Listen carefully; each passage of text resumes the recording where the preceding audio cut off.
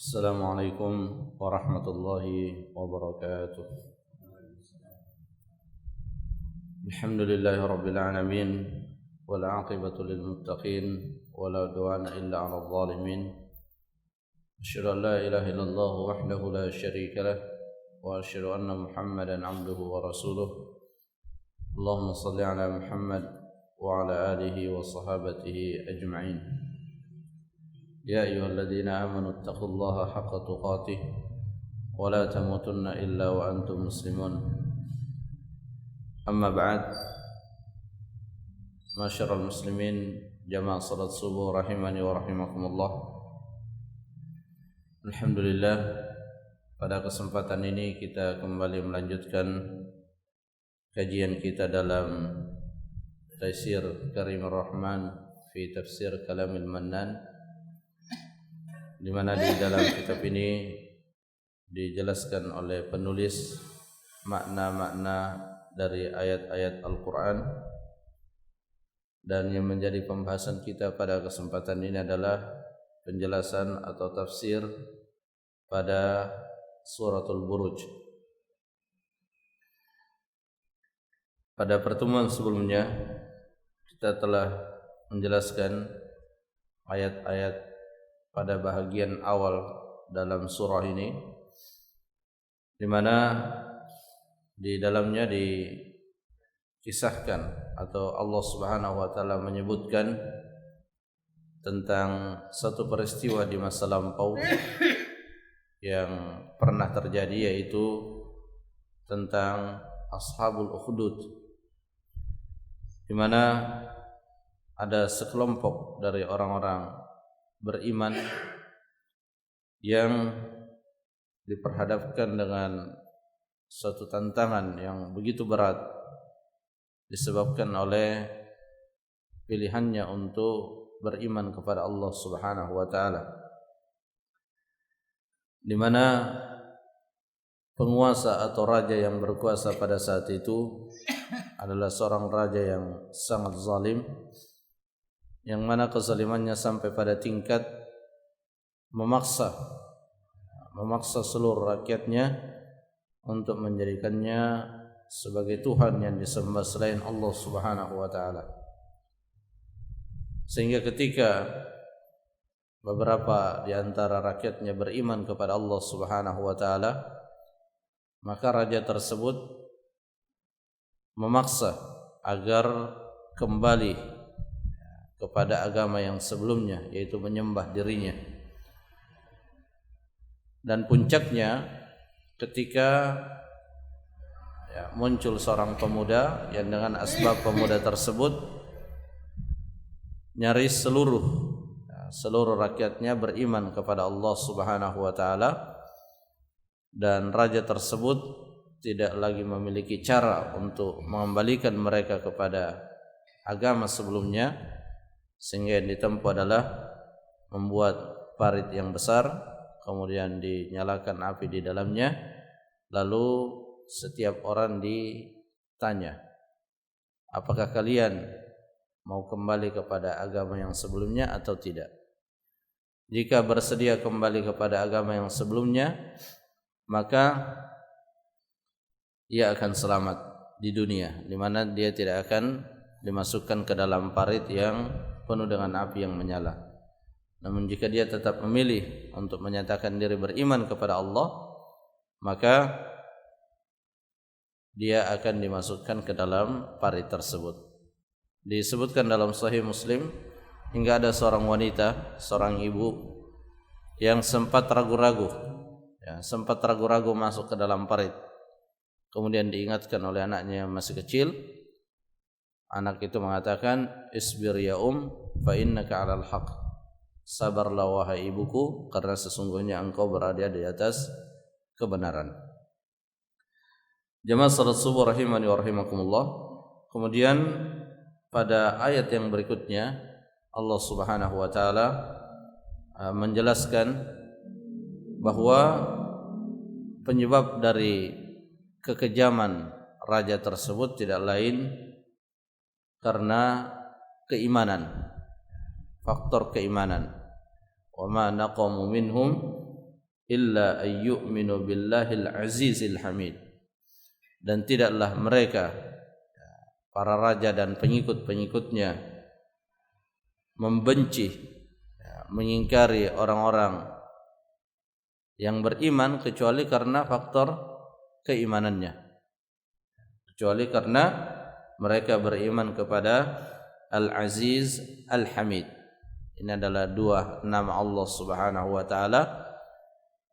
Al-Aziz sahibul izzah, yang mengalahkan dan tidak terkalahkan. Itulah diantara makna Al-Aziz, mengalahkan dan tidak terkalahkan. Al-Hamid maksudnya di sini sebagaimana dijelaskan oleh Syekh Utsaimin, yaitu Al-Mahmud, yang senantiasa dipuji dalam setiap keadaan, baik dalam keadaan lapang, demikian pula dalam keadaan sulit. Sehingga salah satu sunnah yang dicontohkan oleh Rasulullah sallallahu alaihi wasallam agar setiap muslim selalu atau memperbanyak mengucapkan alhamdulillah, termasuk dalam kondisi-kondisi yang sulit, dia tetap mengucapkan alhamdulillah. Beliau sallallahu alaihi wasallam mencontohkan ketika seorang mendapatkan kenikmatan, dia mengatakan alhamdulillahilladzi bi ni'matihi tatimmus shalihat. Segala puji bagi Allah yang dengan kenikmatannya sempurnalah kebaikan-kebaikan. Dan ketika seseorang mengalami hal-hal yang tidak sesuai dengan keinginan dan kehendaknya, maka dia tetap mengucapkan alhamdulillah, alhamdulillahi ala kulli halin. Karena seorang mukmin selalu meyakini bahwa di setiap ketentuan dan ketetapan Allah selalu ada kebaikan dan hikmah yang mengiringinya.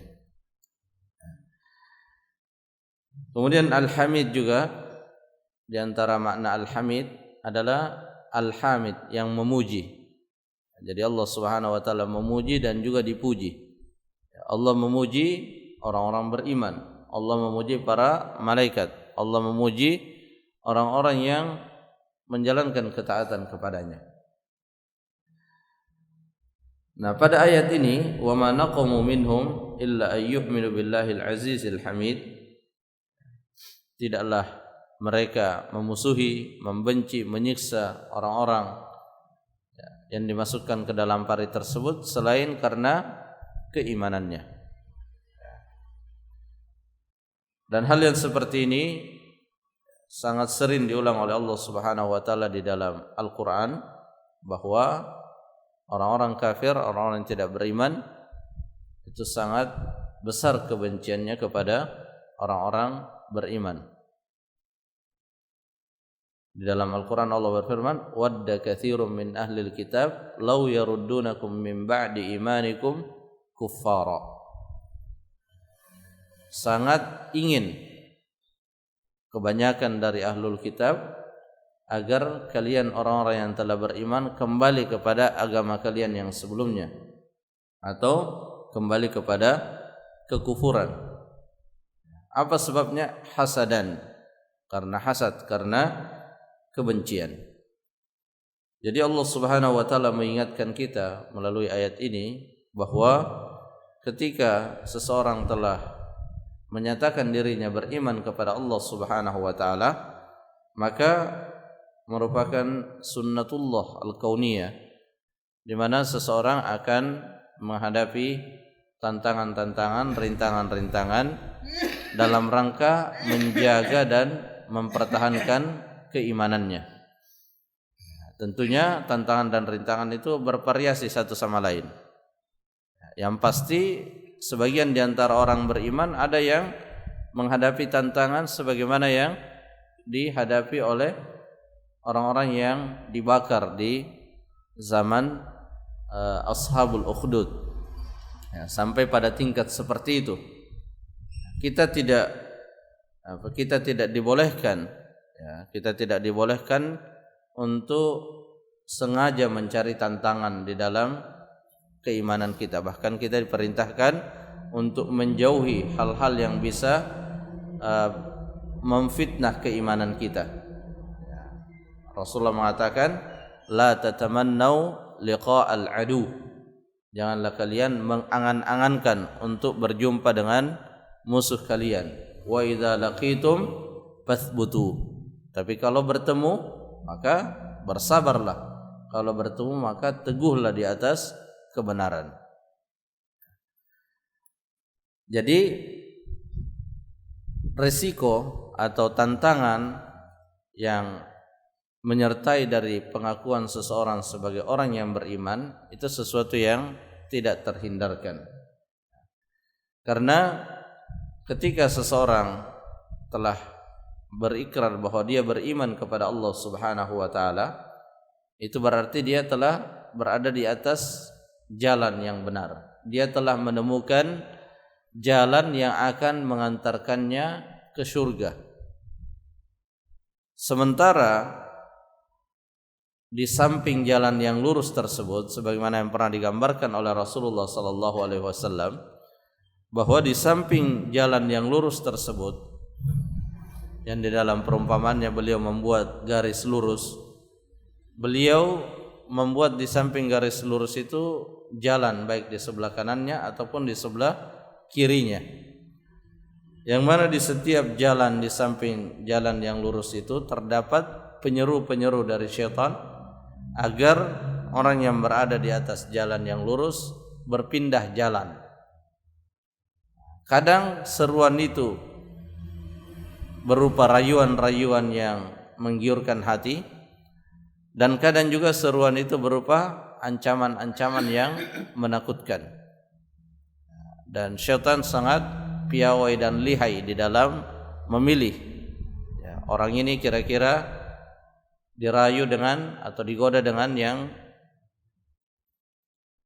lembut, yang berupa rayuan, atau digoda yang berupa ancaman. Inilah yang menjadi tantangan, sehingga Rasulullah sallallahu alaihi wasallam mengajarkan kepada kita untuk memperbanyak berdoa kepada Allah Subhanahu wa taala agar hati kita diteguhkan. Ya muqallibal qulub, tsabbit qulubana ala dinik. Jadi dalam meraih keteguhan hati, jangan pernah kita mengandalkan apa yang ada pada diri kita. Jangan pernah kita mengandalkan bahwa saya ini sudah kuat, saya ini sudah sering menghadiri majelis ilmu, insyaallah aman dari. Kita tidak demikian. Tapi kita menyandarkan kepada Allah Subhanahu wa taala, sehingga kita senantiasa berdoa kepadanya agar diberikan keteguhan hati. Salah satu ungkapan salaf yang sering disampaikan, al-qalbu dha'if wasyubhatu hattafah. Hati manusia itu lemah dan syubhat itu menyambar dengan sangat cepat, sehingga kita diperintahkan untuk menjauhi perkara-perkara yang bisa menfitnah agama kita. Karena ketika syubhat itu telah masuk di dalam diri seseorang, ini maksud dengan syubhatnya kerancuan di dalam memahami agama ini sudah masuk dalam diri seseorang, maka untuk mengeluarkannya tidaklah mudah. Tidak mudah. Beberapa masyayikh itu mengibaratkan seperti seseorang yang punya rumah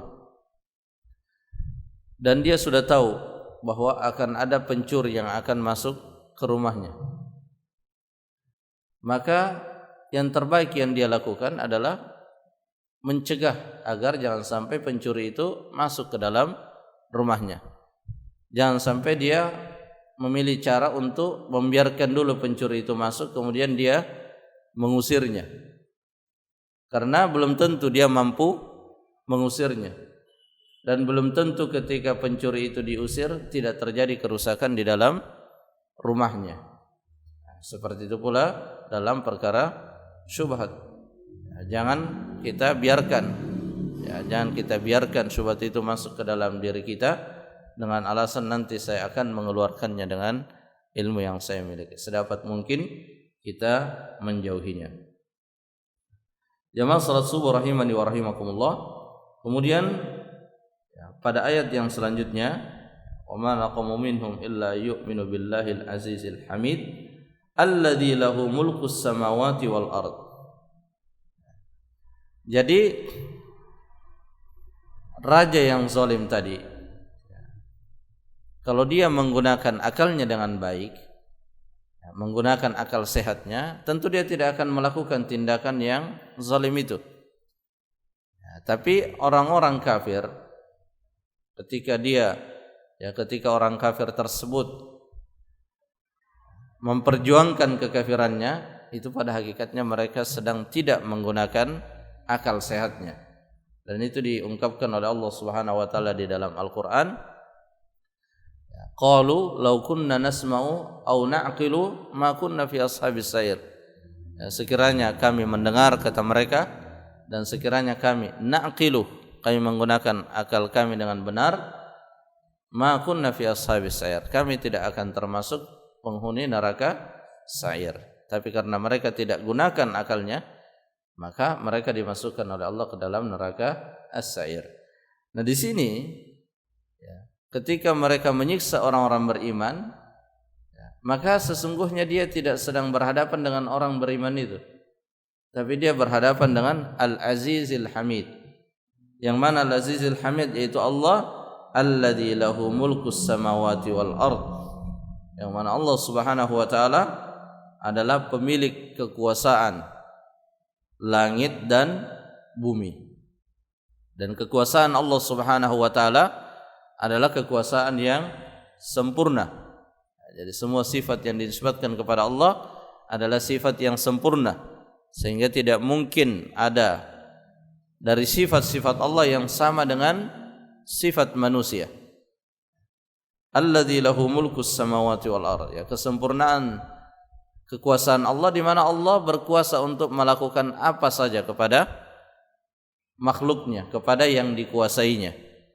Kita sudah sebutkan di ayat-ayat yang sebelumnya, Allah bisa menjadikan gunung yang kokoh berubah menjadi debu yang berterbangan.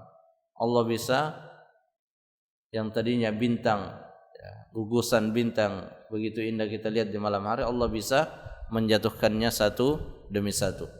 Allah bisa memindahkan tempat terbitnya matahari dari timur menjadi di barat. Allah berkuasa melakukan apa saja. Adapun kekuasaan manusia itu adalah kekuasaan yang tidak sempurna. Manusia memiliki sesuatu, manusia menguasai sesuatu, tapi kekuasaannya tidak sempurna. Kalau kita punya sepeda motor, itu betul adalah kepemilikan kita, tapi kita tidak bisa memperlakukan sepeda motor itu semau kita. Dan kita tidak bisa menghindarkan sepeda motor yang kita miliki dari hal-hal yang tidak kita inginkan. Ketika tertabrak, waliyadzubillah, kita tidak bisa menghindarkannya karena kita tidak memiliki secara sempurna. Alladzi lahu mulkus samawati wal ard wallahu ala kulli syai'in syahid. Dan Allah Subhanahu wa taala atas segala sesuatu menyaksikannya. Jadi apa yang dilakukan oleh ashabul ukhdud itu disaksikan oleh Allah Subhanahu wa taala. Allah melihatnya, bahkan Allah yang mentakdirkannya secara kauniyah. Ilman wa sam'an wa basaran. Allah mengetahuinya, Allah mendengarnya, dan Allah melihatnya. Itu dimaksud ala kulli syai'in syahid. Afala khafa haula'i al-mutamarridun 'ala Allah. Tidakkah takut orang-orang yang membangkang kepada Allah? Karena apapun yang mereka lakukan, itu dilihat oleh Allah Subhanahu wa taala. Jangankan yang kita lakukan, yang tersembunyi di dalam hati kita itu diketahui oleh Allah Subhanahu wa taala. Orang-orang munafik itu menampakkan kebaikan, hadir di masjid, melaksanakan salat, bahkan ikut mendengarkan kadang-kadang arahan-arahan Rasulullah sallallahu alaihi wasallam. Tapi Allah tahu isi hatinya. Apakah dia ada di majelisnya Rasulullah untuk suatu kebaikan atau keburukan, Allah tahu. Ya, dan Allah bisa menghukum seseorang ketika Allah menghendakinya. Tapi Allah Subhanahu wa taala sering memberikan keluasan waktu bagi seseorang. Allah tidak menghukum dengan segera karena Allah memberikan kesempatan kepada seseorang untuk bertaubat kepada Allah Subhanahu wa taala. Jadi pada kata-kata atau pada lafaz ala kulli syai'in syahid, ya, pada kata-kata atau nama Allah Subhanahu wa taala Al-Alim, As-Sami, Al-Basir, ini semua adalah nama-nama Allah Subhanahu wa taala yang di dalamnya mengandung sifat Allah Subhanahu wa taala yang mengingatkan kita bahwa Allah mengetahui apa saja yang kita lakukan. Sehingga inilah yang menjadi modal bagi orang beriman untuk memiliki suatu sifat yang sangat dibutuhkan, yaitu al-muraqabah, senantiasa merasa terawasi oleh Allah Subhanahu wa taala. Sehingga ketakwaan yang ada pada dirinya adalah ketakwaan fis sirri wal alaniyah. Ya, di saat dia sendirian tidak ada yang melihat, dia bertakwa kepada Allah Subhanahu wa taala. Di saat dia dilihat oleh banyak orang, dia bertakwa kepada Allah Subhanahu wa taala. Karena yang ia cari dari kebaikan yang dilakukannya bukanlah penilaian manusia, tapi yang ia cari adalah penilaian Allah Subhanahu wa taala. Kita datang ke masjid, kita beribadah, kita bersedekah, yang kita cari adalah penilaian Allah Subhanahu wa taala. Itulah yang disebut dengan al-muraqabah. Perasaan senantiasa merasa terawasi oleh Allah, dan itulah penjaga kesalehan kita yang terbaik. Tidak ada yang bisa menjaga kesalehan seseorang kecuali dengan sifat al-muraqabah, merasa terawasi oleh Allah Subhanahu wa taala. Karena ketika tidak ada perasaan seperti ini, bisa saja kesalehan itu ada pada diri seseorang di saat berada di sekitar orang-orang yang mengenali dirinya. Namun ketika dia berada di tempat di mana dia tidak dikenali oleh siapa-siapa, bisa saja kesalehan itu tergerus, ya, hilang sedikit demi sedikit. Ya. Nah, makanya para ulama mengatakan bahwa ketika Anda ingin melihat hakikat daripada seseorang, lihatlah ketika dia melakukan safar. Ya. Safar itu sendiri diantara maknanya adalah menyingkap. Ya. Jadi ada dua alasan kenapa perjalanan itu dikatakan safar. Pertama, karena safar itu menyingkap kampung kita. Orang-orang dahulu ketika melakukan perjalanan, ketika sudah agak jauh, terlihat dari jauh, oh di sana kampungnya. Kemudian yang kedua, safar dinamakan safar karena safar itu menyingkap tabiat dan hakikat seseorang. Karena ketika dia safar tidak ada yang mengenali dirinya. Sehingga kalau dia benar-benar merasa diawasi oleh Allah, tidak akan berbeda di saat dia di kampungnya atau di kampung orang lain.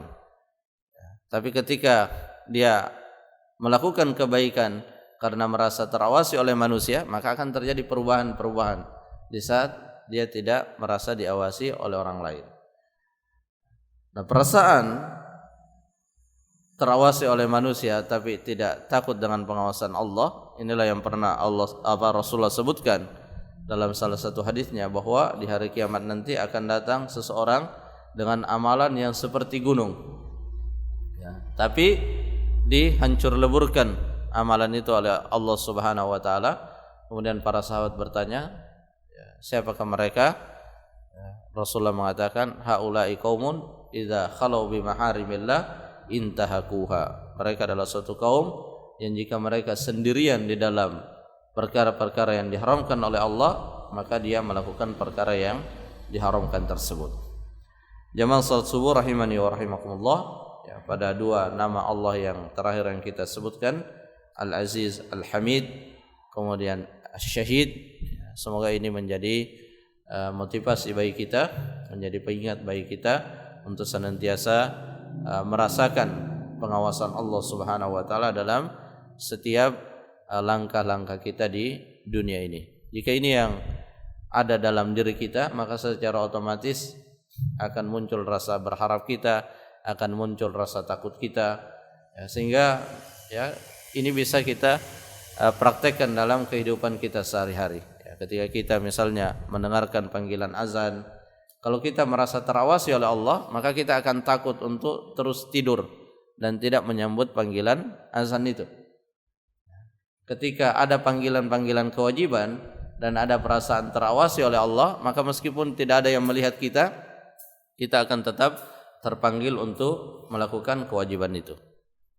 Ini juga kita berdoa kepada Allah, ya, semoga kita diberikan ya, al-muraqabah, karena ini adalah tingkatan yang disebutkan di dalam dalam tingkatan beragama, itu adalah tingkatan al-ihsan, ya, anta'budullaha ka'annaka tarahu fa in lam takun tara fa innahu yarak.